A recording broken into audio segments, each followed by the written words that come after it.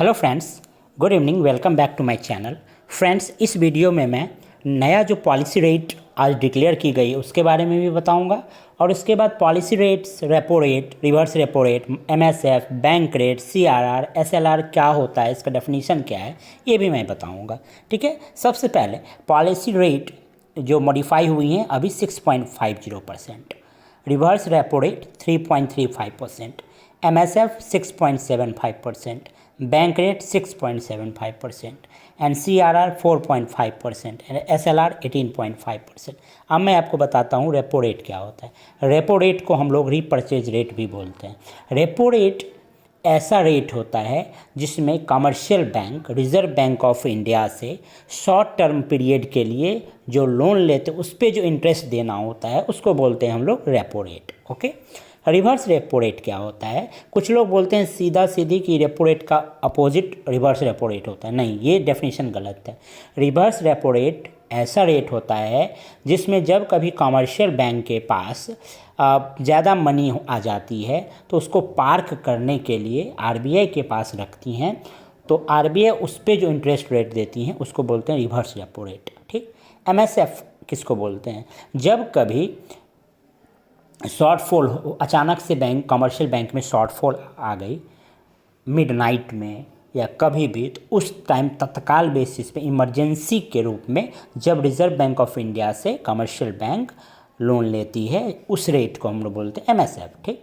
Bank rate किसको बोलते हैं? जैसा कि रेपो रेट में मैंने बताया कि जब commercial bank reserve bank of India से लोन लेते शॉर्ट टर्म पीरियड के लिए उसको रेपो रेट बोलते हैं। इसमें थोड़ा सा अंतर है कि जब कभी commercial bank reserve bank of India से लॉन्ग टाइम पीरियड के लिए, लॉन्ग टर्म के लिए यानी 1 साल तक के लिए लोन लेती है उसको हम लोग बोलते हैं बैंक रेट। ठीक। सीआरआर किसको बोलते हैं? सीआरआर का मतलब होता है कैश रिजर्व रेशियो।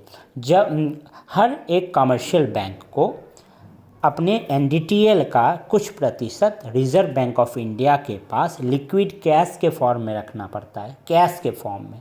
ठीक है। उसको हम लोग कैश रिजर्व रेशियो बोलते हैं। अब लग रहा होगा कि एनडीटीएल क्या होता है? एनडीटीएल का मतलब होता है net demand and time liability, मतलब पूरे दिन का deposit, current deposit, saving deposit, time deposit minus drawing या विड्रॉन, उसको बोलते हैं एनडीटीएल। ठीक है। उसका कुछ प्रतिशत कैश के फॉर्म में, ये बात याद रखना है, सीधी सीधी कैश के फॉर्म में, उसके अलावा किसी और फॉर्म में, कैश के फॉर्म में रखते हैं आरबीआई, उसको हम लोग सीआरआर बोलते हैं।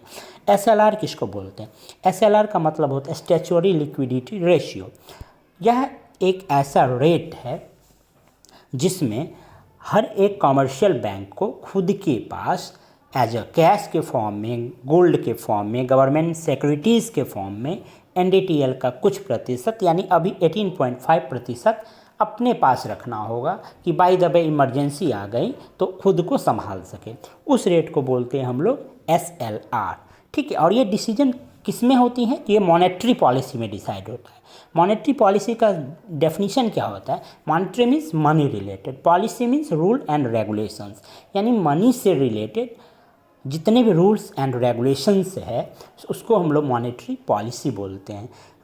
इन द सेंस ये मॉनेटरी पॉलिसी बनाए क्यों जाते हैं? मार्केट में क्या होता है कि इन्फ्लेशन डिफ्लेशंस आते रहते हैं, उस इन्फ्लेशंस को कंट्रोल करने के लिए reserve bank of India monetary policy की सहारा लेते हैं। इसमें टोटल 6 मेंबर होते हैं कमेटी में। इसके प्रेसिडेंट होते हैं, अध्यक्ष होते हैं गवर्नर ऑफ आरबीआई, जैसे अभी शक्तिकांत दास है। तो फ्रेंड्स, आई होप ये सारी इन्फॉर्मेशंस आप लोगों को अच्छे से क्लियर हो गई होगी। ठीक है। Thank you and all the very best. Video अच्छा लगे तो लाइक, सब्सक्राइब एंड शेयर जरूर करें। Thank you.